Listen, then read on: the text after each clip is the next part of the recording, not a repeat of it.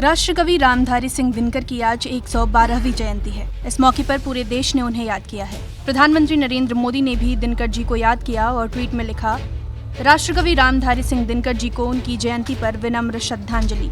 उनकी कालजयी कविताएं साहित्य प्रेमियों को ही नहीं बल्कि समस्त देशवासियों को निरंतर प्रेरित करती रहेंगी।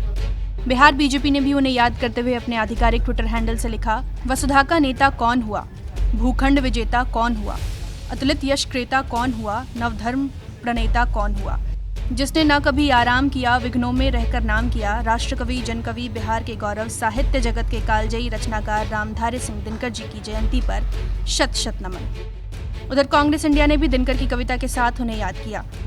लेकिन होता भुडोल बवंडर उठते हैं, जनता जब कोपाकुल हो भ्रिकुटी चढ़ाती है, दो राह समय के रथ का घर घर नाद सुनो, सिंहासन खाली करो जनता आती है। बिहार की क्रांति धर्मा माटी के राष्ट्रकवि दिनकर जी ने अपनी रचनाओं से ब्रिटिश हुकूमत की नींदें उड़ा दी थी। वीरधरा के वीर पुत्र को नमन।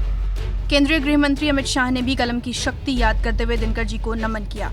राष्ट्रकवि रामधारी सिंह दिनकर जी अपनी उपाधि के अनुरूप साहित्य जगत में अपने लेखन के माध्यम से एक सूरज की भांति चमके। उन्होंने स्वतंत्रता आंदोलन के दौरान अपनी कलम की शक्ति से अंग्रेजों के खिलाफ लड़ाई लड़ी और आज़ादी के बाद अपने विचारों से समाज की सेवा की। केंद्रीय मंत्री गिरिराज सिंह ने भी ट्विटर पर रामधारी सिंह दिनकर को याद करते हुए ट्वीट किया है, युगों युगों तक नमन किए जाने वाले साहित्य के सूरज राष्ट्रकवि रामधारी सिंह दिनकर को उनके जन्मदिन पर सादर नमन। मीसा भारती ने भी दो पंक्तियों के साथ राष्ट्रकवि दिनकर को नमन किया। उन्होंने लिखा, परंपरा और क्रांति में संघर्ष चलने दो, आग लगी है तो सूखी डालों को जलने दो। राष्ट्रकवि रामधारी सिंह दिनकर जी को उनकी जयंती पर नमन। आजसू के अध्यक्ष सुदेश महतो ने भी ट्विटर पर दिनकर की कविता की कुछ पंक्तियों के साथ उन्हें याद किया। जला अस्थियां बारी बारी चिटकाई जिनमें चिंगारी, जो चढ़ गए पुण्य वेदी पर लिए बिना गर्दन का मोल, कलम आज उनकी जय बोल। राष्ट्रकवि रामधारी सिंह दिनकर जी की जयंती पर कोटि कोटि नमन। रामधारी सिंह दिनकर का जन्म 23 सितंबर 1908 को बिहार के बेगूसराय में हुआ था। उन्होंने सरकारी नौकरी भी की, कॉलेज में हिंदी पढ़ाई और आज़ादी के बाद भारत सरकार के हिंदी सलाहकार के पद पर भी रहे। दिनकर को आधुनिक युग के श्रेष्ठ वीर रस का कवि माना जाता है।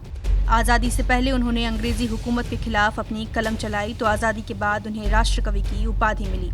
रश्मिरथी, कुरुक्षेत्र, उर्वशी, हुकार, परशुराम की प्रतीक्षा और हाहाकार जैसे उनके कई लेख अमर हैं। ब्यूरो रिपोर्ट, बिहार तक।